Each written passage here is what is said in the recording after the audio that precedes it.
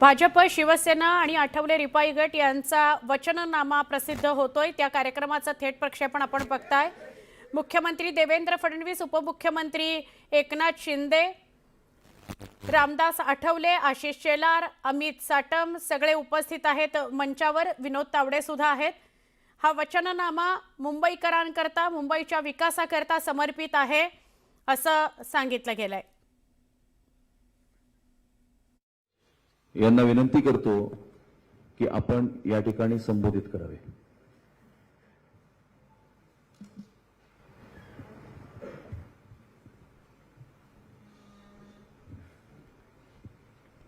नमस्कार।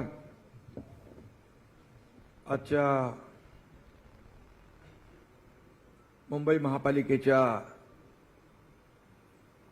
निवडणुकीचा भाजपा, शिवसेना, रिपाई महायुतीचा वचननामा आज मुख्यमंत्री महोदयांच्या अध्यक्षतेखाली आम्ही प्रसिद्ध केलेला आहे। आणि या प्रसंगी उपस्थित राज्याचे लोकप्रिय मुख्यमंत्री देवेंद्र फडणवीसजी, केंद्रीय राज्यमंत्री आठवलेजी, विनोद तावडेजी, आशिष शेलार आमचे मंत्री, राज्यमंत्री योगेश कदम, आमदार अमित साटम, खासदार मिलिंद देवरा, खासदार राहुल शेवाळे, महायुतीचे सर्व उपस्थित पदाधिकारी आणि समोर बसलेले आमचे महायुतीचे पदाधिकारी, कार्यकर्ते आणि पत्रकार मित्रांनो, मुंबई महापालिकेची निवडणूक 15 तारखेला होते आहे आणि आजचा हा वचननामा मुंबईकरांसाठी त्यांच्या दररोजच्या जीवनामध्ये बदल घडवणारा, त्यांना दिलासा देणारा ठरेल असा विश्वास या ठिकाणी व्यक्त करतो। मुंबई देशाची आर्थिक राजधानी आहे, खऱ्या अर्थानं महाराष्ट्राचा प्राण आहे आणि मुंबई हे देशाचं ग्रोथ इंजिन आहे। या मुंबईला पुढच्या 5 वर्षात आपल्याला जागतिक दर्जाचं शहर करण्याचं वचन महायुती आज या ठिकाणी देत आहे। केंद्रात देखील आपलं एनडीएचं सरकार आहे, राज्यात महायुतीचं सरकार आहे आणि 16 तारखेला देखील महायुतीचाच भगवा मुंबई महापालिकेवर फडकल्यानंतर खऱ्या अर्थानं मुंबईचा मेकओव्हर सुरू होईल आणि मुंबईमध्ये जे आम्ही 3.5 वर्षामध्ये आम्ही काम केलेलं आहे ते देखील आपल्या समोर आहे आणि जे आणखी आपल्याला पुढे मुंबईच्या विकासासाठी जे करायचं आहे ते देखील या वचननाम्यामध्ये आम्ही लोकांसमोर हा वचननामा घेऊन जात आहोत। खरं म्हणजे 3.5 वर्ष, 2.5 वर्ष माझी मुख्यमंत्री म्हणून माझी 2.5 वर्ष आणि देवेंद्रजींचा तर 1 वर्ष झाले, 1 वर्ष पूर्ण झालंय। या 3.5 वर्षात जे मुंबईमध्ये काम केलं ते आपल्यासमोर आहेच, परंतु मुंबईचा आणखी विकासाचा वेग आम्हाला वाढवायचा आहे आणि म्हणून या वचननाम्यात देखील आम्ही त्या गोष्टीचा उल्लेख केलेला आहे।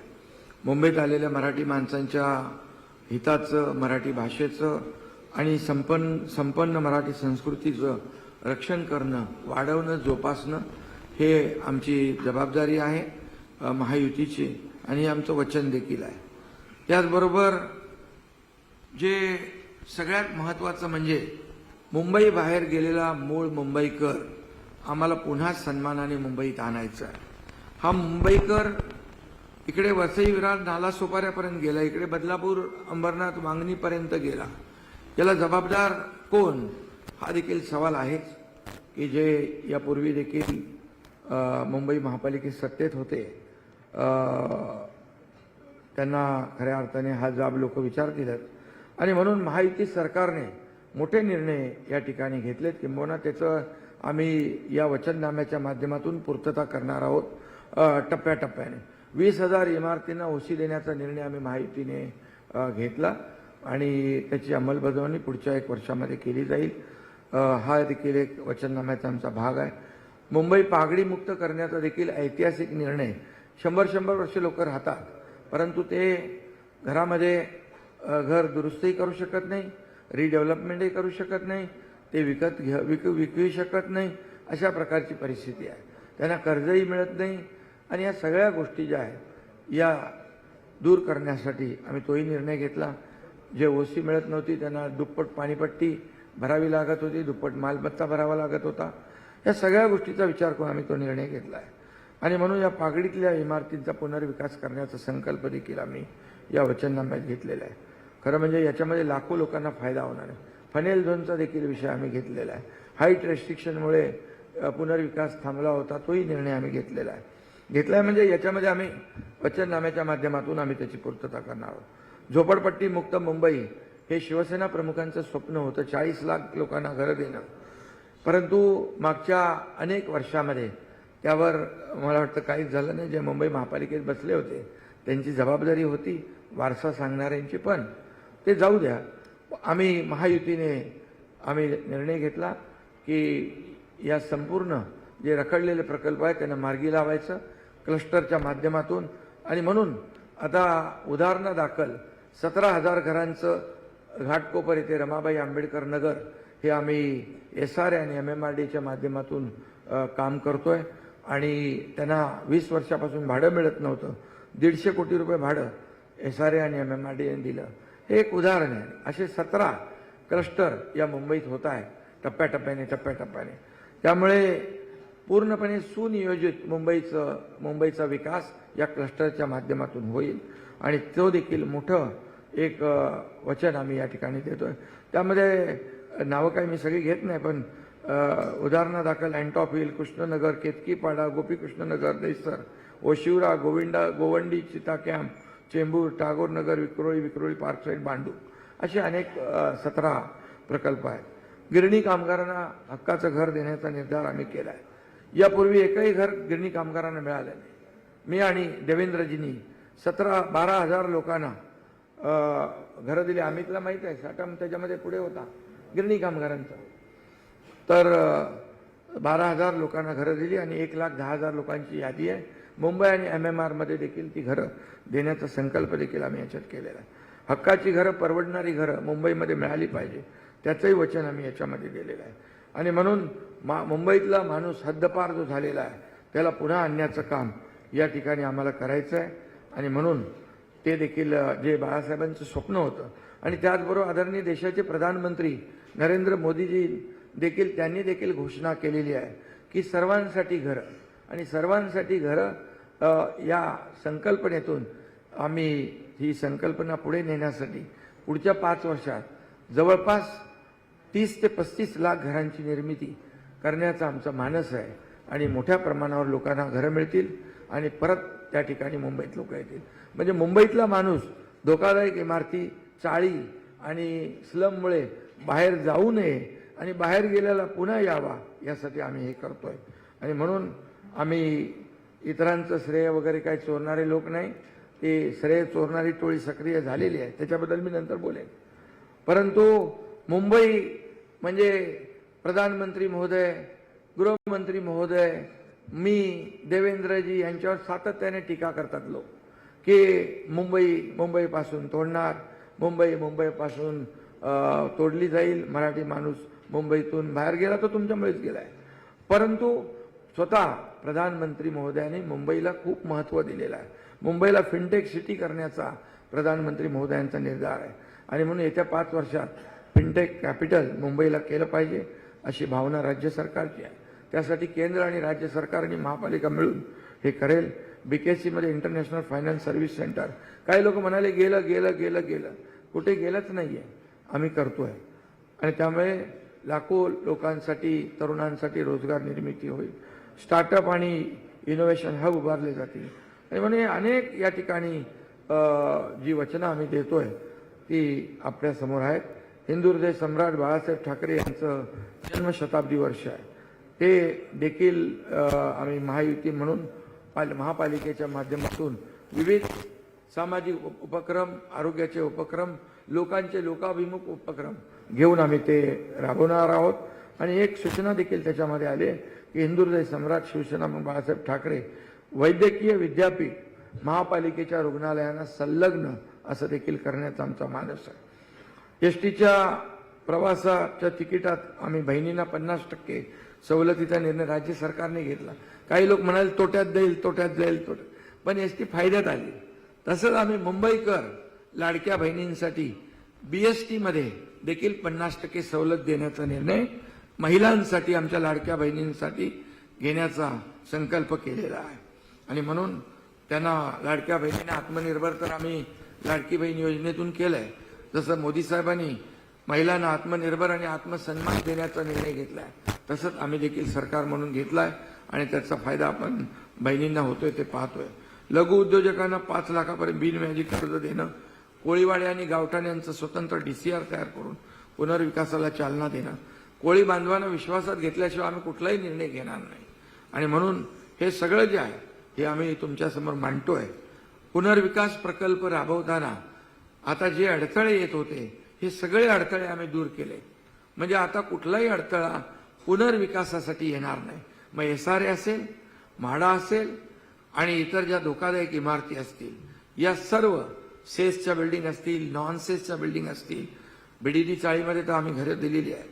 आणि त्यामुळे पुनर्विकास म्हणजे धोकादायक इमारती पडून लोकांचे जीव जात होते ते बिलकुल आमच्या या वचननाम्यामध्ये आहे की हे सर्व पुनर्विकासाचा मार्ग मोकळा करण्यासाठी सरकारने युनिफाईड DCPR मध्ये निर्णय घेतलाय. आम्ही परवा विधानसभेच्या अधिवेशनामध्ये निर्णय घेतलाय. अटी शिथिल केल्यात, नियम शिथिल केलेले आहेत आणि त्यामुळे त्याचा फायदा होईल. आणि म्हणूनच मी आपल्याला एवढंच सांगतो. त्याचबरोबर पाणी दरामध्ये पाणीपट्टीत दरवर्षी 8% वाढ होते. ही वाढ पुढील 5 वर्षासाठी देखील आमच्या वचननाम्यामध्ये स्थगित केलेली आहे, त्यांच्यावर भार नको म्हणून.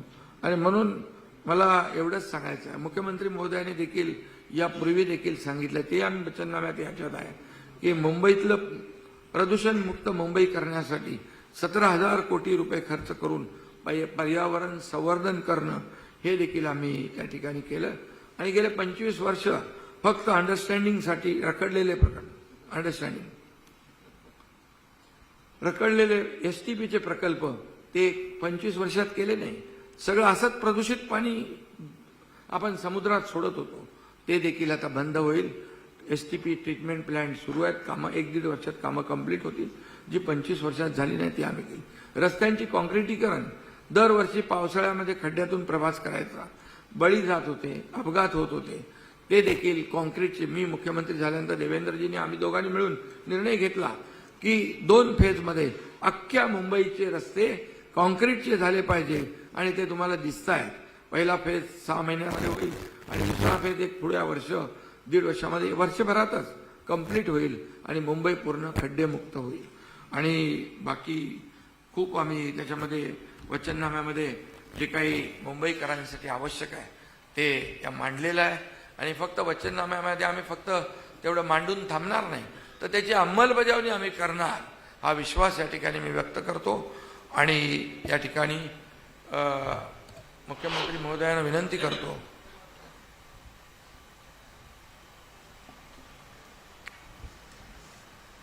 सन्माननीय राज्याचे लोकप्रिय उपमुख्यमंत्री एकनाथ शिंदेजी, माननीय रामदास आठवलेजी, विनोद तावडेजी, अमित साटमजी, आशिष शेलारजी, मिलिंद देवराजी, या ठिकाणी राहुल शेवाळेजी, त्याचप्रमाणे योगेश कदमजी, अविनाश महातेकरजी, उपस्थित सर्व सन्मान्य आमदार आणि आमच्या तिन्ही पक्षांचे पदाधिकारी, उपस्थित सर्व माध्यमकर्मी भगिनी आणि बंधूंनो, महायुतीचा वचननामा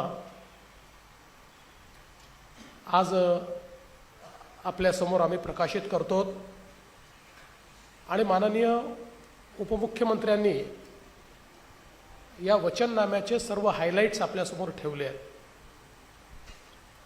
गेल्या काही वर्षांमध्ये मुंबईकरांच्या जिव्हाळ्याच्या प्रश्नांना आम्ही केवळ हातच घातलेला नाही, तर त्या जिव्हाळ्याचे प्रश्न सुटू शकतात अशा प्रकारचा एक आत्मविश्वास हा मुंबईकरांमध्ये तयार केलेला आहे.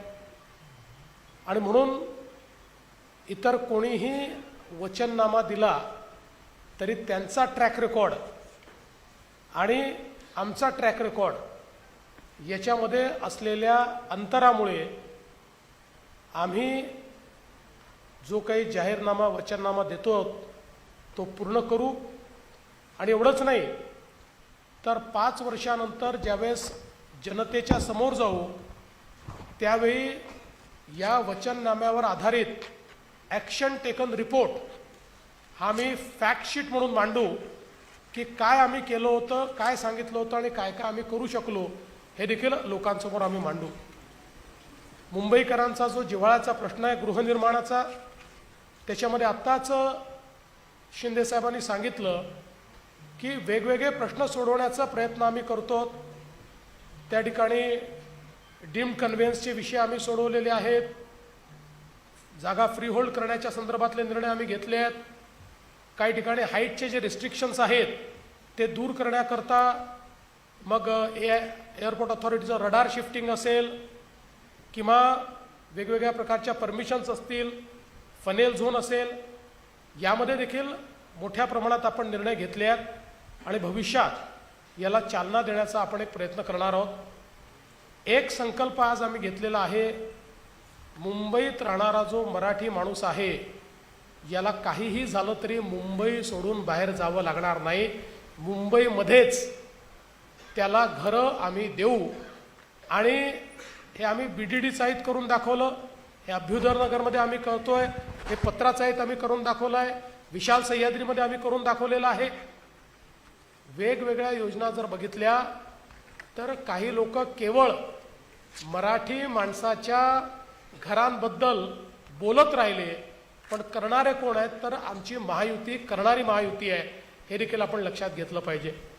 आणि यासोबत एक अजून आम्ही निर्णय केला की म्हाडाचे जे लेआउट्स आहेत या म्हाडाच्या लेआउट्समध्ये आता त्याचं रिडेव्हलपमेंट करताना एकतर तिथल्या लोकांना आम्ही अधिकची जागा देतोच, पण त्याचसोबत त्याच्यामध्ये आता ट्रान्सपरन्सी आम्ही आणलेली आहे. पूर्वी विकासक हा केवळ लोकांकडनं कन्सेंट घेऊन विकासक व्हायचा आणि 20-20 वर्ष लोकांना बाहेर ठेवायचा. आता विकासक म्हाडा असणार आहे आणि जे मुंबईकर आहेत त्यांना घर देण्याकरता त्याच्यावर एक कन्स्ट्रक्शन करता डेव्हलपर अपॉइंट केला जाणार आहे, जेणेकरून उद्याच्या काळात त्यांनी परफॉर्म केलं नाही तर सगळे अधिकार हक्क म्हाडाकडे असतील. आणि हे सगळं टेंडर पद्धतीनं आम्ही करणार आहोत. त्यामुळे मोठ्या प्रमाणात ही ट्रान्सपरन्सी आता त्यामध्ये आणलेली आहे. आता हे टेंडर पद्धती आल्यामुळे काही लोकांच्या पोटात जळजळ होते आहे, त्यामुळे त्यांनी लगेच बोलणं चालू केलं, जमिनी विकणं चालू केलं आहे, जमिनी विकणं चालू केलं आहे. जमिनीचा 1 इंचही आम्ही विकत नाही आहे, सगळ्या जमिनीची मालकी म्हाडाचीच असणार आहे आणि अतिशय ट्रान्सपरंट पद्धतीनं त्या ठिकाणी डेव्हलपर आणण्याचं काम आम्ही करतो. त्याचप्रमाणे वेगवेगळ्या रखडलेल्या SRAच्या योजना या देखील मार्गी लावण्याचं काम आपण केलेलं आहे. धारावी आपल्याला कल्पना आहे, पहिल्यांदा तर मी पुन्हा एकदा स्पष्टपणे सांगतो, धारावीचा विकास DRP करणार आहे. या DRP मध्ये स्वतः शासन भागीदार आहे आणि सोबत डेव्हलपर आहे. धारावीमध्ये राहणाऱ्या प्रत्येक व्यक्तीला जो पात्र आहे धारावीमध्येच मिनिमम 350 स्क्वेअर फुटाचं घर हे देण्याचा निर्णय आपण घेतलेला आहे. धारावीमध्ये वेगवेगळ्या प्रकारचे जे व्यवसाय आणि उद्योग चालतात त्या सगळ्या लघु उद्योग आणि व्यवसायांना त्याच ठिकाणी अधिक चांगल्या पद्धतीनं इकोसिस्टीम तयार करून देण्याचा निर्णय आपण घेतलेला आहे. आणि धारावीतले जे अपात्र आहेत त्यांनाही कुठेही हायकोर्टाचा नियम न मोडता त्यातनं मार्ग काढून त्यांनाही घर देण्याचा निर्णय आपण केला आहे. त्यामुळे एक अत्यंत मोठं काम या धारावीच्या माध्यमातून आपण करतो. दुसरं, महानगरपालिकेमध्ये काम करणारे जेवढे आमचे सफाई कामगार आहेत, आम्ही 2019ला निर्णय घेतला होता की सफाई कामगारांना मालकी हक्काची घरं द्यायची, परंतु उद्धव ठाकरेजींच्या सरकारने तो निर्णय बदलला होता. आम्ही पुन्हा निर्णय घेतला आहे आणि आता त्याची सगळी कारवाई आम्ही केली आहे. पुढच्या काळामध्ये महानगरपालिकेचे जेवढे सफाई कर्मचारी आमचे आहेत या सगळ्यांना मुंबईमध्ये मालकी हक्काचं घर हे आम्ही त्या ठिकाणी देणार आहोत. हा आमचा निर्णय आहे. शिक्षणाच्या क्षेत्रामध्ये देखील महानगरपालिकेच्या माध्यमातून आपल्या शाळा आधुनिक करणं, आपल्या शाळा महानगरपालिकेच्या ज्या आहेत या कौशल्ययुक्त करणं, आणि हे करत असताना महानगरपालिकेच्या प्रत्येक शाळेमध्ये आमच्या मुलांना मराठी नीट शिकता आलं पाहिजे या दृष्टीनं मराठीचीही लँग्वेज लॅब तयार करणं, हा देखील आम्ही एक निर्णय घेतलेला आहे. मराठी तर आपण शिकवतोच आहोत, पण अधिक चांगल्या पद्धतीनं आपल्या मुलांना महानगरपालिकेच्या शाळेतनं मराठी शिकता यावं अशा प्रकारचा आमचा प्रयत्न त्या ठिकाणी असणार आहे. शिक्षणामध्ये ज्या काही आता नवीन शैक्षणिक इक्विपमेंट्स आलेले आहेत, पद्धती आल्या आहेत, या सगळ्या टीचिंग लर्निंगच्या पद्धती त्या ठिकाणी वापरण्याचा प्रयत्न आमचा असणार आहे. यासोबत आरोग्याच्या क्षेत्रामध्ये महानगरपालिकेने यापूर्वीही चांगलं काम केलेलं आहे किंवा बऱ्याच व्यवस्था उभ्या केल्या आहेत, पण त्या व्यवस्था अधिक चांगल्या करण्याची गरज आहे. त्याच्यामध्ये अधिक सोयी करण्याची गरज आहे. त्या दृष्टीनं एक प्लॅन आपण तयार केला आहे. आणि विशेषतः कोविडच्या काळामध्ये असं लक्षात आलं की मुंबईमध्ये ज्यावेळेस अशा प्रकारची एखादी महामारी येते त्यावेळेस लोकसंख्येच्या हिशोबाने बेड्सची जी संख्या असली पाहिजे ती 2000 कमी आहे. त्यामुळे 2000 नवीन बेड्स हे मुंबईमध्ये, म्हणजे जो काही त्याचे नॉर्म्स आहेत त्या नॉर्म्सप्रमाणे सेकंडरी आणि टर्शरी ट्रीटमेंट करता मुंबईच्या लोकसंख्येला अनुरूप अशा प्रकारचे 2000 बेड्स हे तयार करण्याचं काम आपण त्या ठिकाणी करणार आहोत. मुंबईमध्ये एक व्हायब्रंट इकोसिस्टीम आहे आणि या इकोसिस्टीमला अधिक व्हायब्रंट करून आता जी काही GCCचं एक वेव आलेली आहे ती वेव मुंबईत आपल्याला कशी कॅच करता येईल, मुंबई आणि MMRमध्ये त्याचे एक प्लॅनिंग आपण केलेलं आहे. आणि त्या प्लॅनिंगच्या माध्यमातून मोठ्या प्रमाणात हायपेड रोजगार हा मुंबईमध्ये तयार करण्याचा आपला प्रयत्न आहे. विशेषतः जी आपली तरुणाई आहे त्यांच्या हाताला काम मिळालं पाहिजे आणि त्यातनं रोजगारयुक्त अशा प्रकारची मुंबई आपण तयार करणार आहोत. मुंबईकरता भविष्यातल्या पिण्याच्या पाण्याचा प्रश्न हा सोडवण्याच्या दृष्टीनं मला सांगताना आनंद वाटतो की अनेक वर्ष ज्या गारगाई प्रकल्पाच्या संदर्भात बोललं जात होतं पण त्याला 2 वेळा फॉरेस्ट आणि पर्यावरणाने मंजुरी नाकारली होती, त्याच्यामध्ये आपण सगळे नॉर्म्स पूर्ण केले आणि फॉरेस्ट आणि पर्यावरणाची मंजुरी मिळवली आणि आता त्याचं टेंडर देखील काढलं आहे. त्यामुळे हा प्रकल्प असा आहे सगळ्यात कमी खर्चाचा आहे, ग्रेडियंटनी पाणी येणार आहे, सगळ्यात जवळचा प्रकल्प आहे. त्यामुळे जवळपास 500 MLD पाणी हे पहिल्या टप्प्यामध्ये गारगाई प्रकल्पातनं मिळणार आहे. आणि त्यासोबत दमणगंगा पिंजाळ असेल किंवा इतर जे प्रकल्प असतील हे सगळ्या प्रकल्पांना आपण चालना दिली आहे. 2060ची मुंबईची जी पॉप्युलेशन असेल, जी लोकसंख्या असेल, या लोकसंख्येला पुरेल इतकं पाणी मुंबईकरता आपण नियोजित केलेलं आहे आणि प्रत्येक घरी मुबलक पाणी हे देण्याचा आपण त्या ठिकाणी प्रयत्न जो आहे तो करतो आहोत. विशेषतः पर्यावरणाच्या संदर्भात मुंबईमध्ये काही महत्त्वाची इनिशिएटिव्ज आपण घेतले आहेत. मगाशी उपमुख्यमंत्री महोदयांनी सांगितलं वर्षानुवर्ष या मुंबईचं सीवेज वॉटर ब्रिटिशकालीन सेटलिंग टँक्समधनं थेट समुद्रात जात होतं. ते समुद्रात गेल्यामुळे आपल्याला कल्पना आहे की आपल्या समुद्राचं पाणी काळं दिसतं, त्यात घाण दिसते. अनेक ठिकाणी चौपाटीवर किंवा वेगवेगळ्या ठिकाणी त्याचा वास आपल्याला सहन करावा लागतो. कारण हे सगळं मुंबईसारख्या ज्याला एशियातली रिचेस्ट महानगरपालिका वगैरे अशा प्रकारचे बिरुदं दिली जातात, त्यात सगळं पाणी, घाण पाणी हे समुद्रात जात होतं. आता 16,000 कोटी रुपयाच्या वेगवेगळ्या STPचं नेटवर्क, आणि यातले काही STP तर असे आहेत की जे कदाचित देशामध्ये एक आयकॉनिक अशा पद्धतीचं इन्फ्रास्ट्रक्चर असणार आहेत. म्हणजे 3 मजली 4 मजली देखील STP कमीत कमी जागेत बसवून आणि आपण त्याचं काम सुरू केलं आहे. या वर्षापासून तर पुढच्या 1.5-2 वर्षामध्ये सगळे STP पूर्ण होतील. त्यामुळे मुंबईच्या समुद्रात घाण पाणी जाणार नाही. मिठी नदी असेल, पोयसर आणि आपली वेगवेगळ्या ज्या आपल्या नद्या आहेत त्या नद्यांना देखील या ठिकाणी त्याचंही शुद्धीकरण करणं, याचा एक मोठा प्लॅन आपण तयार केला आहे. मिठीमध्ये काही लोकांनी गाळ खाल्ला असेल, पण पुढच्या काळामध्ये गाळ खरोखर काढून आणि निर्मल आणि अविरल अशा प्रकारची मिठी ही आपल्याला कशी करता येईल. अर्थात हे आज आपण सुरू केलं तर त्याला किमान 5 ते 6 वर्ष लागणार आहेत, हे देखील या ठिकाणी सांगितलं पाहिजे. पण निश्चित डेफिनेटिव्ह प्लॅन हा त्याचा तयार केला आहे. त्याचे सगळे जे काही आहेत प्रकल्प ते तयार झालेले आहेत आणि त्यातनं आपली नदी जी आहे ती स्वच्छ होणार आहे.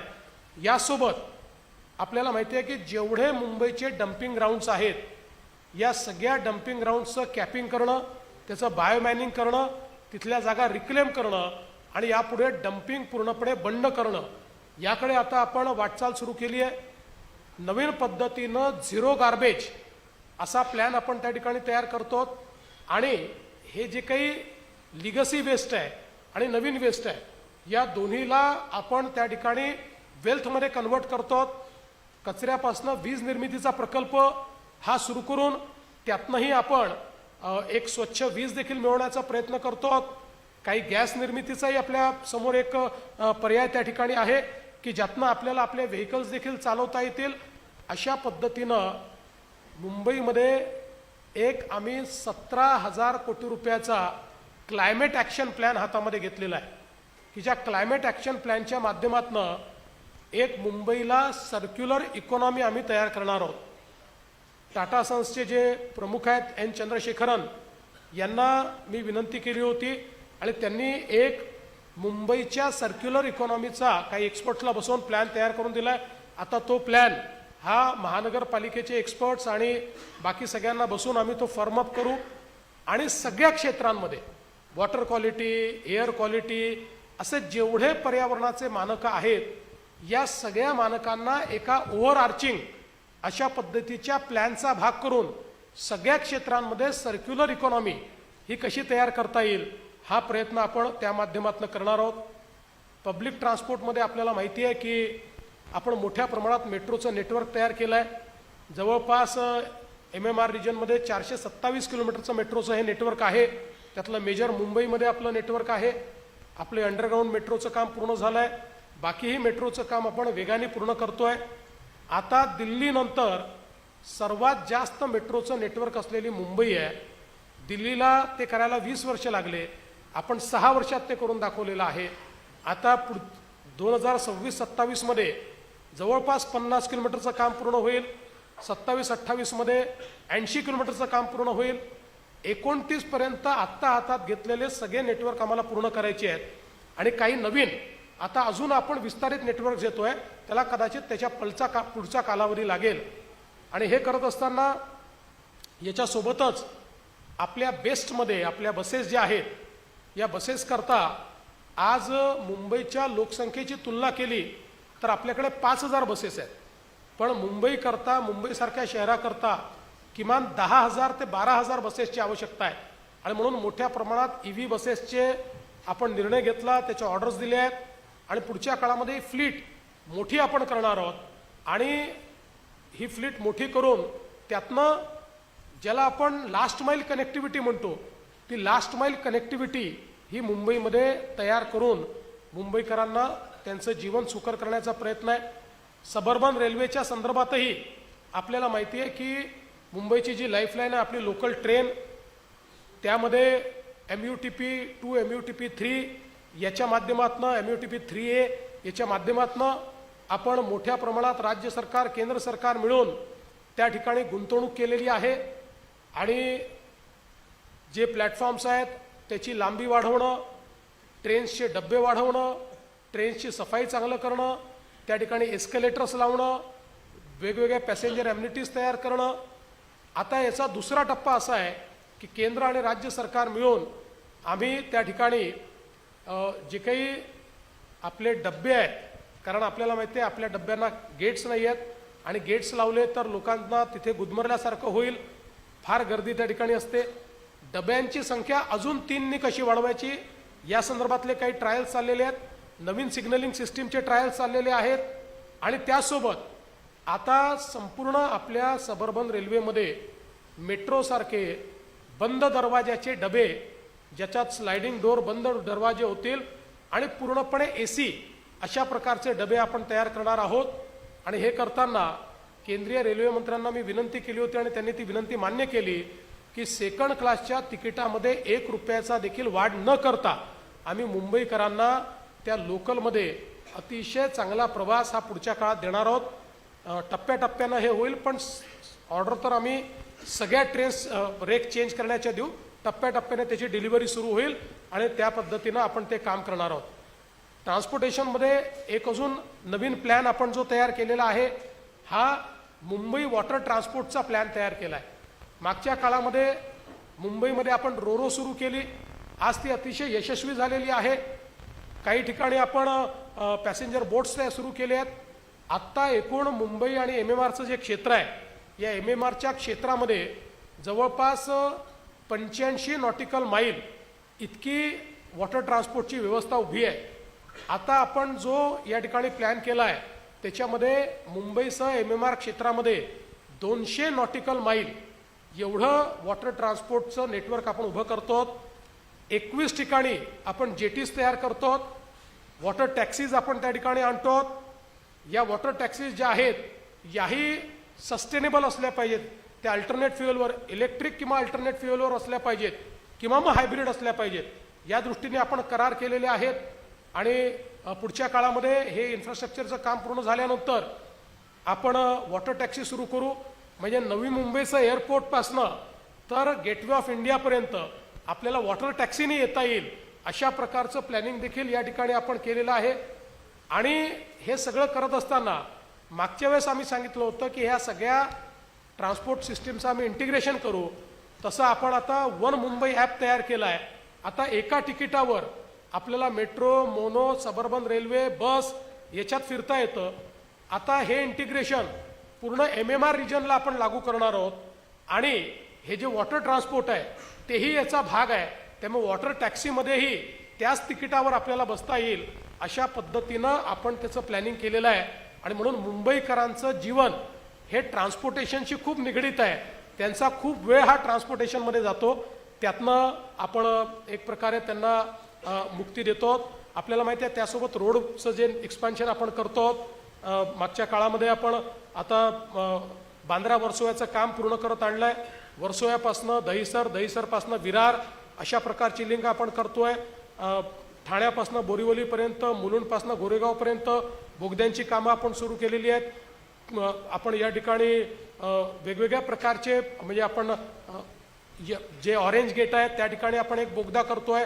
या बोगद्यामुळे ईस्टर्न फ्रीवेवरनं आपण जेव्हा खाली उतरतो तेव्हा जो ट्रॅफिक आहे त्या ट्रॅफिकमधनं आपल्याला सूट मिळणार आहे. आपला ईस्टर्न फ्रीवे जो छेडानगरला संपलेला आहे तो आता ठाण्यापर्यंत आणि पुढे ठाण्यापासून फाउंटनपर्यंत आपण त्या ठिकाणी नेणार आहोत. ज्यामुळे ईस्टर्न एक्सप्रेसवे हा पूर्णपणे त्या ठिकाणी डिकंजेस्ट होताना आपल्याला दिसणार आहे. यासोबत आपण आता कुर्ल्यापासनं घाटकोपरपर्यंत एक 4.5 किलोमीटरचा ब्रिज करतो. ज्याच्यामुळे घाटकोपरची कनेक्टिव्हिटी जी आहे ती थेट आपल्या BKC पर्यंत या ठिकाणी येणार आहे. त्यामुळे या सगळ्या ट्रान्सपोर्टेशनचे जे काही वेगवेगळे विषय आपण हातात घेतले आहेत यामुळे western expressway, eastern expressway, east west connectivity हे सगळं डिकंजेस्ट आपण करणार आहोत. आपल्याला माहिती आहे की शिवडी ते वरळी पूल यावर्षीच आपण पूर्ण करणार आहोत. त्यामुळे कुठल्याही भागातल्या व्यक्तीला कुठल्याही भागात जायचं असेल, नवी मुंबई एअरपोर्टला जायचं असेल, तरी देखील एक सीमलेस अशा प्रकारची व्यवस्था रस्त्यांच्या माध्यमातून मिळणार आहे. आणि अर्थातच शिंदे साहेब मुख्यमंत्री असताना जे आम्ही कॉन्क्रीट रोड करण्याचा निर्णय घेतला त्याचा एक टप्पा संपत आलाय, दुसरा टप्पा चालू आहे.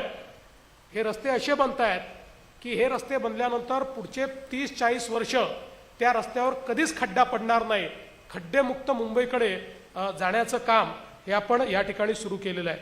यासोबत महिलांकरता देखील अनेक योजना आपण याच्यामध्ये घेतलेल्या आहेत की ज्या योजनाच्या माध्यमातून आपल्याला कल्पना आहे की आत्ताच शिंदे साहेबांनी सांगितलं, आपल्या बेस्टच्या बसमध्ये महिलांना अर्ध्या तिकिटामध्ये 50% कन्सेशनमध्ये प्रवास करता येईल अशा प्रकारचा निर्णय आपण घेतो आहोत.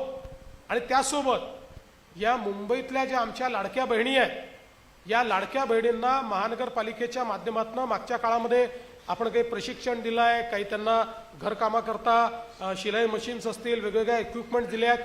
आता त्याच्या पलीकडे जाऊन आमच्या या ज्या काही लाडक्या बहिणी आहेत, मागच्या काळात एक आम्ही प्रयोग करून पाहिला आणि मुंबई बँकेच्या वतीनं आमच्या दरेकरांनी आपल्या या लाडक्या बहिणींना सरकारच्या योजनेतनं 1 लाखापर्यंतचं लोन हे बिनव्याजी दिलं आणि त्यातनं काही महिलांनी चांगले उद्योग सुरू केले. आता आम्ही असं ठरवलेलं आहे की महानगरपालिकेच्या माध्यमातून मुंबईच्या सगळ्या लाडक्या बहिणींना 5 लाखापर्यंत बिनव्याजी कर्ज आम्ही उपलब्ध करून देणार आहोत. त्यामुळे त्यांना आपला रोजगार उभा करता येईल आणि स्वयंरोजगारातून समृद्धीकडे किंवा लाडक्या बहिणीकडनं लखपती दिदीकडे अशा प्रकारचा जो त्यांचा प्रवास आहे तो प्रवास आपण या ठिकाणी करणार आहोत. यासोबत आपल्याला कल्पना आहे की या महानगरपालिकेमध्ये मोठ्या प्रमाणात ट्रान्सपरन्सी आम्हाला आणायची आहे, याच्या कारभारामध्ये ट्रान्सपरन्सी आणायची आहे. आता पुढच्या काळामध्ये बिल्डिंग प्लॅन अप्रुव्हलमध्ये आम्ही आर्टिफिशियल इंटेलिजन्स प्लॅटफॉर्मचा उपयोग करणार आहोत की ज्या प्लॅटफॉर्ममध्ये तुम्हाला 24 तासात कधीही अप्रुव्हल करता जाता येईल आणि DCR आणि DP आणि जिओस्पेशियल डेटा या सगळ्याचा उपयोग करून आर्टिफिशियल इंटेलिजन्सचं मॉडेलच सांगून देईल की याच्यामध्ये काय बरोबर आहे, काय चूक आहे, काय बदल केला पाहिजे. एक प्रकारे ह्युमन इंटरव्हेन्शन आम्ही कमी करतो आहोत आणि मोठ्या प्रमाणात ट्रान्सपरन्सी आणतो आहोत. तसंच प्रोजेक्ट्सच्या कॉन्करंट ऑडिटची एक सिस्टीम आम्ही उभी करणार आहोत जेणेकरून कॉस्ट ओव्हररन किंवा अनेक वेळा वाढीव कॉस्ट या सगळ्या गोष्टींवर आळा आणण्याचं काम आम्ही करणार आहोत. मोठ्या प्रमाणात मुंबई महानगरपालिकेच्या कारभारामध्ये पारदर्शिता आणण्याकरता एक योजना आम्ही तयार केली आहे आणि त्यातनं हा कारभार देखील आम्ही पारदर्शी त्या ठिकाणी करणार आहोत. सेफ सिटी करण्याच्या दृष्टीनं मागच्या काळामध्ये आपण कमांड अँड कंट्रोल सिस्टीम उभी केली आहे. महापालिकेला पावसाळ्याच्या काळात ही कमांड अँड कंट्रोल सिस्टीम खूप कामी येते. आता त्यातही अधिक कॅमेरे लावून आर्टिफिशियल इंटेलिजन्सचा उपयोग करून प्रेडिक्टिव्ह अशा प्रकारच्या व्यवस्था आम्ही उभ्या करणार आहोत ज्यातनं पूर नियंत्रणामध्ये देखील आपल्याला मोठ्या प्रमाणात फायदा होईल. आपल्याला कल्पना असेल की हे एक वर्ष असं होतं की खूप मोठ्या प्रमाणात पाऊस पडला तरीही त्या मनाने मुंबई थांबली नाही. पुढच्या काळामध्ये मुंबई थांबणार नाही. पावसाळ्यातही अशा पद्धतीनं आपण ही पूर्ण पूर नियंत्रणाची जी व्यवस्था आहे ही व्यवस्था या ठिकाणी करतो आहोत. आणि यासोबत आपल्याला कल्पना आहे इंदू मिलला भारतरत्न डॉक्टर बाबासाहेब आंबेडकरांचं स्मारक आता पूर्णत्वाला चाललेलं आहे. रमाबाई आंबेडकर नगरचा पुनर्विकास आपण त्या ठिकाणी आत्ता शिंदे साहेबांनी सांगितलं अतिशय उत्तम प्रकारे केला आहे.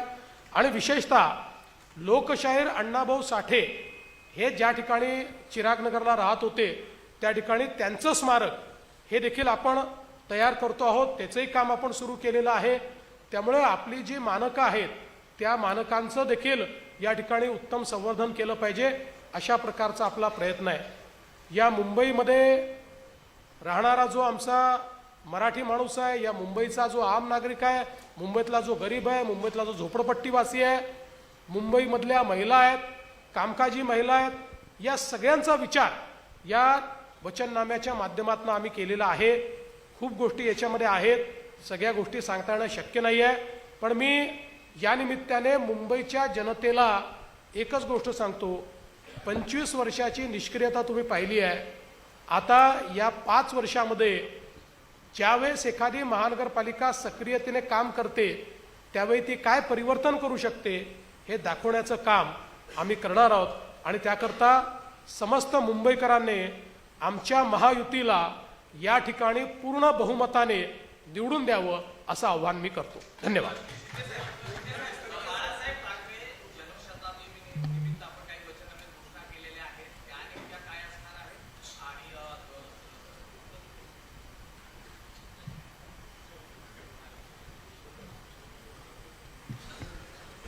जन्मशताब्दी निमित्त बाळासाहेबांचं 80% समाजकारण 20% राजकारण जे त्यांचा मूलमंत्र होता, त्या माध्यमातून या ठिकाणी आरोग्याचे उपक्रम असतील, शैक्षणिक उपक्रम असतील, त्याचबरोबर जे आपल्याला वर्षभर जे उपक्रम राबवायचे ते जन्मशताब्दी वर्षानिमित्त लोकाभिमुख कल्याणकारी योजना त्या राबवल्या जातील. आणि जे बाळासाहेबांना अभिप्रेत होतं ते या संपूर्ण उपक्रमामध्ये असेल. आणि त्याचबरोबर मी एवढंच सांगतो की आता वचननामा आम्ही त्यांचाही पाहिलेला आहे. त्या वचननाम्यामध्ये हा कुठलाही हिंदुहृदय सम्राट बाळासाहेब ठाकरे यांचा उल्लेखही नाही साधा. यामध्ये मराठी तरुणांसाठी शिक्षण, रोजगार, उद्योजक यांच्या धोरण राबवण्यात येईल. त्याचबरोबर महापालिका रुग्णालयाच्या ते मी मगाशी सांगितलं, बाळासाहेब ठाकरे वैद्यकीय विद्यापीठ उभारण्यात येईल. मराठी भाषेला अधिक समृद्ध करण्यासाठी उपाययोजना, ग्रंथालय, सांस्कृतिक केंद्राची संख्या वाढवण्यात येईल. मराठी तरुणांसाठी फेलोशिप सुरू करायची आहे.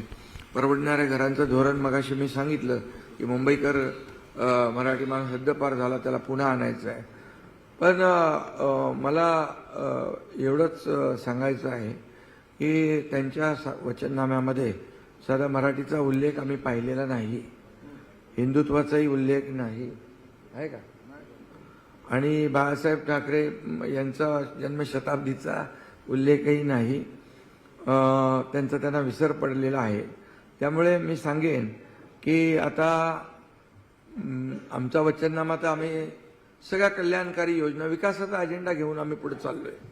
आणि त्यामुळे त्यांचा वचननामा फक्त त्याच्यामध्ये जे दररोज बोलतात टोमणे, तर टोमणे नामा किंवा घोटाळे नामा, टोमणे नामा आणि हलफनामा पाहिजे.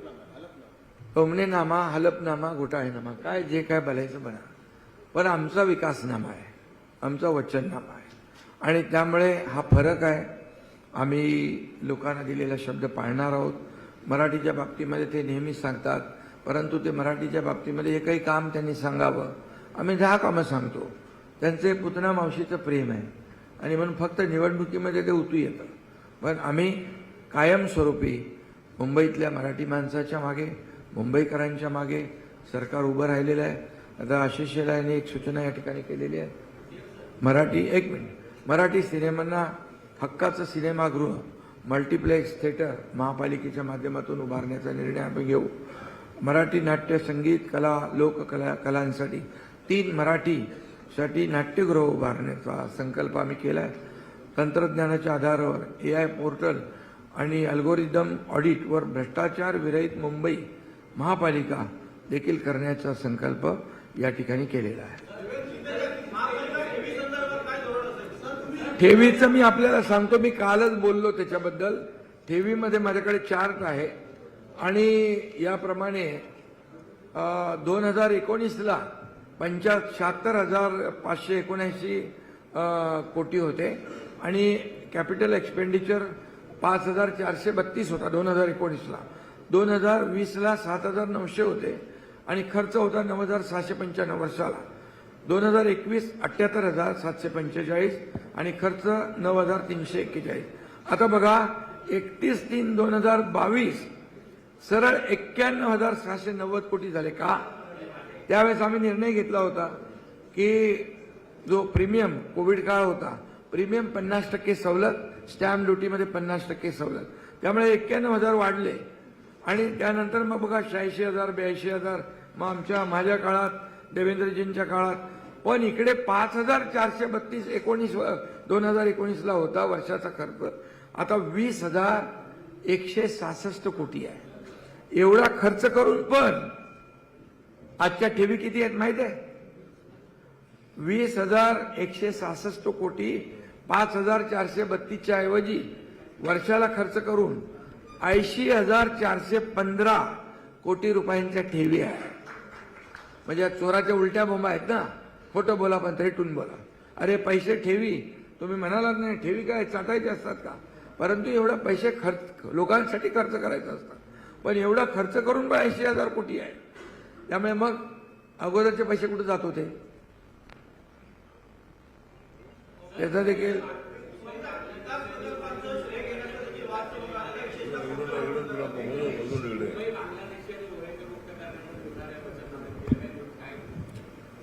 मुंबईला आम्ही बांगलादेशी आणि रोहिंग्यांपासून मुक्त करू.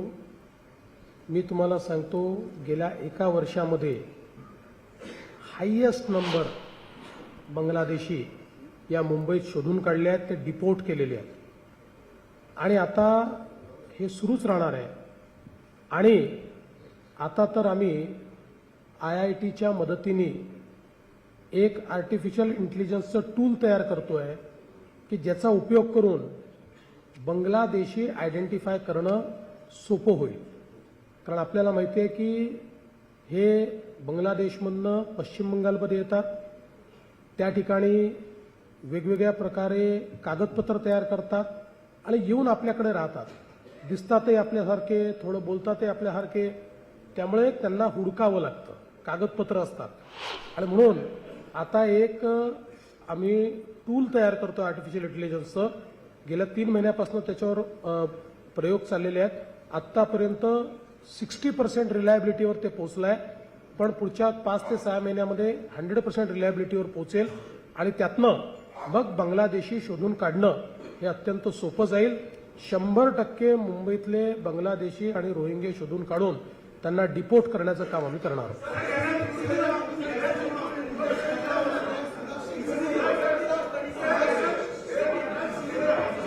अरे एक चला. हा ठीक आहे चल.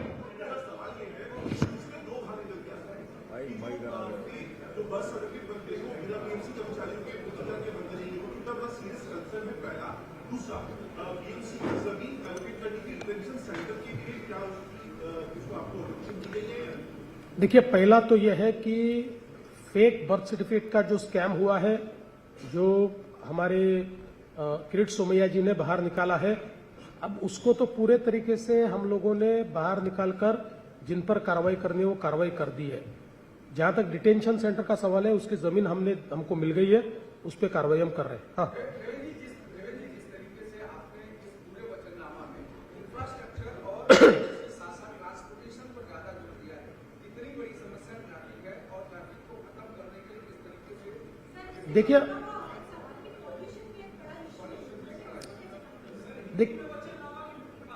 देखिए मूल रूप से मुंबई करों की जो समस्याएं हैं, उनमें घरों की समस्या ये महत्वपूर्ण है. इसमें हम लोग रीडेवलपमेंट के माध्यम से, SRA के माध्यम से, सेल्फ रीडेवलपमेंट के माध्यम से, म्हाड़ा के माध्यम से बहुत बड़े पैमाने पर अफोर्डेबल हाउसिंग तैयार कर रहे हैं. SRA में गरीबों को मुफ्त में घर दे रहे हैं. रीडेवलपमेंट में बड़ा घर लोगों को मुफ्त में दे रहे हैं. और इसके माध्यम से घरों की समस्याओं को हम दूर कर रहे हैं. उसके साथ साथ मुंबई में ट्रांसपोर्टेशन ये बहुत महत्वपूर्ण मुद्दा होता है. इसमें मेट्रो करीब 437 किलोमीटर का नेटवर्क हम लोग तैयार कर रहे हैं. इसमें सबर्बन रेलवे का अपग्रेडेशन हम कर रहे हैं. इसमें बेस्ट की बसेस जो है, उसमें 5,000 बसेस अभी चलती है, उसको 10,000 बसेस तक हम ले जा रहे हैं. इसमें वाटर ट्रांसपोर्ट को हम ऐड करने वाले हैं. हमारे यहाँ जो मोनो है, इस सबका इंटीग्रेशन हमने किया है. इसको सिंगल प्लेटफॉर्म पर और सिंगल टिकट पर हमने लाया है. आने वाले दिनों में हमारी जो बेस्ट की बसेस है, उसमें हमारी महिलाओं के लिए 50% कंसेशन हम लोग देने वाले हैं. और इसके साथ साथ पर्यावरण भी बहुत महत्वपूर्ण है।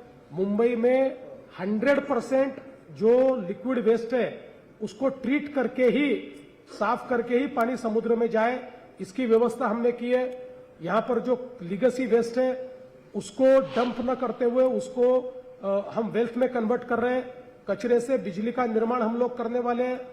और एक हमने सर्कुलर इकोनॉमी का प्लान तैयार किया है। अगले 5 सालों में करीब करीब 17,000 करोड़ रुपया हमने प्लेज किया है, जो वाटर क्वालिटी इंप्रूव करना, जिसमें एयर क्वालिटी इंप्रूव करना, जिसमें सब प्रकार से CO2 का एमिशन कम करना, कार्बन सिक्वेस्ट्रेशन जो है वो उसके ऊपर जोर देना, इस प्रकार की एक कंप्लीट स्ट्रैटेजी हमने तैयार की है। मुंबई को एक सस्टेनेबल शहर की ओर हम लोग ले जा रहे हैं। देखिए, जो इलीगल बांग्लादेशी है उनको पिछले 1 साल में बहुत बड़े पैमाने पर निकाला गया है। प्रधानमंत्री जी और गृह मंत्री जी के नेतृत्व में एक एक व्यक्ति को ढूंढ ढूंढ कर निकालने का काम चल रहा है। मैं ऐसा कह सकता हूं कि पिछले 1-1.5 साल में हमने जो लोग निकाले, अभी तक का हाईएस्ट नंबर है। लेकिन अब हम लोगों ने ये प्रयास शुरू किया है कि हम एक आर्टिफिशियल इंटेलिजेंस का टूल तैयार कर रहे हैं, जिसके माध्यम से जो इलीगल बांग्लादेशी या रोहिंग्या है इनको डिटेक्ट करना ये आसान जाएगा। इनको डिटेक्ट करेंगे और इनको डिपोर्ट करेंगे।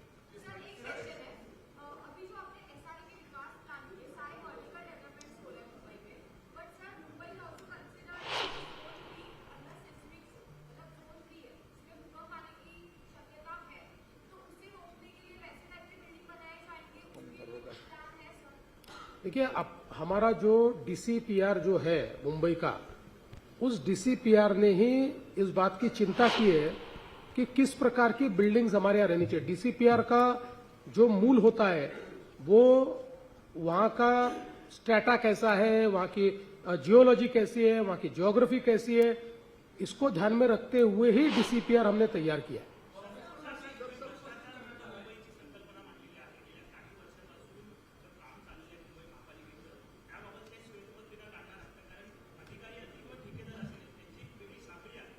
त्याबद्दल श्वेतपत्रिकेपेक्षाही चार्जशीटच तयार झाले आहेत।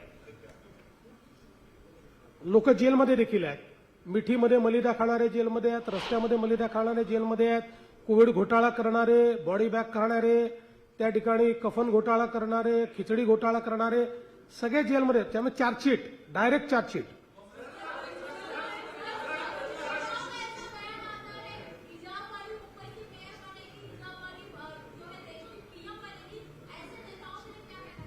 देखिए, तवज्जो देने लायक नेता नहीं है, छोड़ दीजिए।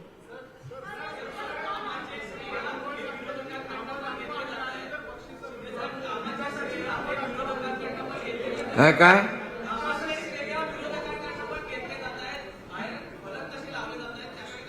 नाही, मी आता येताना पण बघितलं ते, आम्ही हे करून दाखवलं, आम्ही ते करून दाखवलं, आम्ही अमकं करून दाखवलं। त्यांनी त्याच्यामध्ये खिचडीमध्ये भ्रष्टाचार करून दाखवला, मिठी रदीत पैसे खाऊन दाखवले, बॉडी बॅगमध्ये पैसे खाऊन दाखवले, रस्त्याच्या डांबरात पैसे खाऊन दाखवले। हे सगळं टाकायला पाहिजे होतं। खरं म्हणजे काम तर अगोदर करत नव्हते, कामचोर म्हणायचं त्यांना। आम्ही केलेल्या कामाचं आता श्रेय घेऊ लागलेत।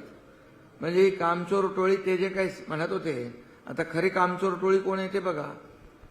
यदू यदू यदू यदू काय म्हणतो?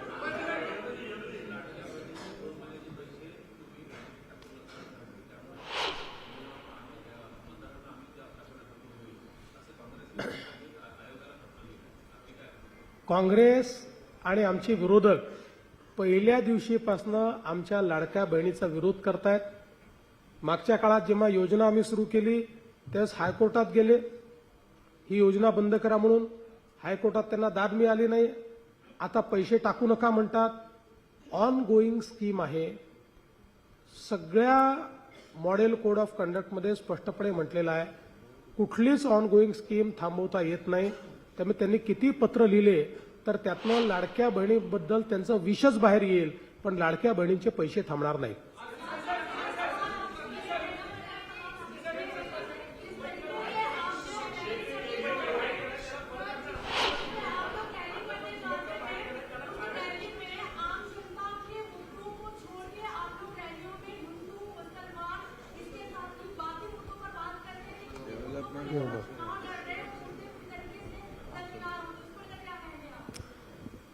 आपने गलत जगह क्वेश्चन किया है, गलत आदमी को क्वेश्चन किया है। ये प्रश्न आपने उद्धव जी को पूछना चाहिए। देखिए, मैंने तो ओपन चैलेंज दिया है, उद्धव जी के भाषण में विकास का मुद्दा दिखाइए और मेरे से 5,000 रुपया ले जाइए। हमारे अगर भाषण आप देखेंगे तो उनको जवाब देते हैं हम।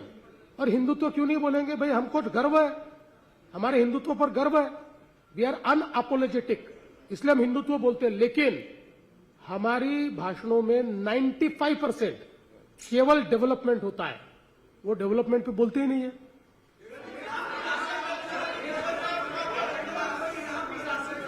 काय म्हणतो?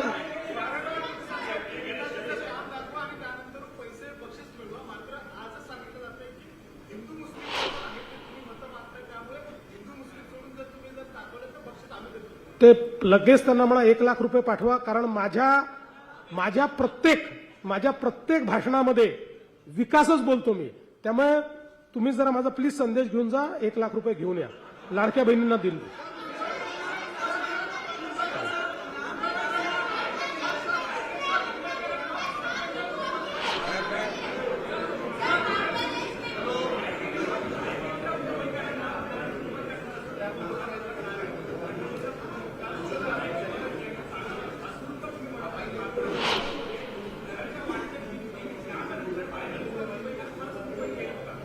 अरे बाबा, त्यासाठी 1 मिनिट, त्यासाठी आम्ही महायुती सरकारने निर्णय काय घेतला, जेवढे रखडलेले प्रकल्प आहेत डेव्हलपरने घेतले आणि 20-20 वर्ष रखडवून ठेवले। म्हणून आम्ही आता काय केलंय, रमाबाई आंबेडकर नगरचं उदाहरण मी मगाशी दिलं। आम्ही आता काय केलं, SRA तो सोबत आहे, म्हाडाही आहे, पण त्यासोबत MMRDA जोडली। आता काही ठिकाणी MMRDA काम करेल, सिडको काम करेल, MIDC काम करेल, MSRDC काम करेल, BMC काम करेल, आणि JV मध्ये ही सगळी क्लस्टर जी आहे, ही सगळी क्लस्टर यांचा पुनर्विकास होईल। जेव्हा घरांची निर्मिती मोठ्या प्रमाणामध्ये होईल, डिमांड आणि सप्लाय हा जो काही फरक आहे तो ते तफावत आम्ही दूर करणार। त्यामुळे परवडणाऱ्या किमतीमध्ये लोकांना घरही मिळतील, त्यामुळे घरांची निर्मिती मोठ्या प्रमाणावर आम्ही करतोय। आणि त्याचमुळे या ठिकाणी पुन्हा मुंबईकर पुन्हा इथं येईल आणि इथे असलेला बाहेर जाणार नाही। आम्ही 50 लाखाचं घर BDD मध्ये 15 लाखात दिलं ना पोलिसांना। त्यामुळे ही योजना जी आहे ही सक्सेस होईल आणि हे मुंबईकर पुन्हा येतील।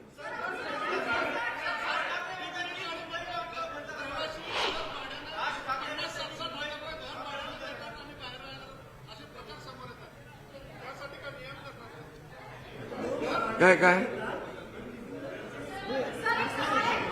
नाही, यामध्ये असे काही प्रकार असतील तर ते आम्ही तपासून घेऊ। शेवटी ज्याच्या नावावर घर आहे, ज्याला घर अलॉट केलंय त्यांनी राहिलं पाहिजे, आणि जो काही नियम आहे त्या नियमाच्या बाहेर गेला असेल तर कारवाई करू।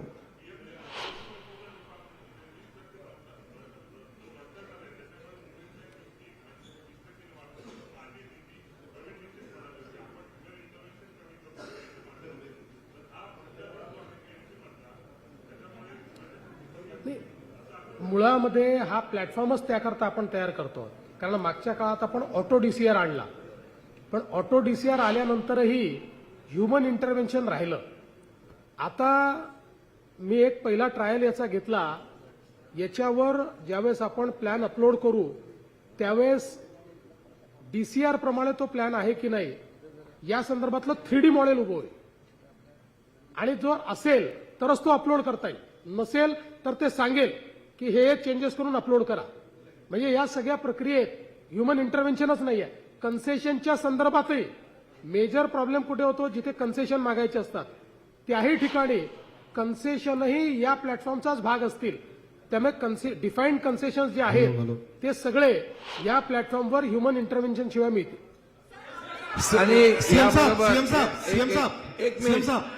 साहब मुख्यमंत्री देवेंद्र जी, एक मिनिट देवेंद्र जी, मुख्यमंत्री जसं म्हणाले, महापालिकेमध्ये ही जी सिस्टीम याच्या माध्यमातून किंवा जे काही आपण ऑनलाईन सिस्टीम करतोय त्याप्रमाणे गृहनिर्माण विभागात देखील हाऊसिंगमध्ये देखील या ठिकाणी ज्या परवानग्या वगैरे आहे त्या एकदम सरळ सोप्या पद्धतीने ऑनलाईन करण्याचा देखील आम्ही निर्णय घेतोय. देवेंद्र जी हेलो.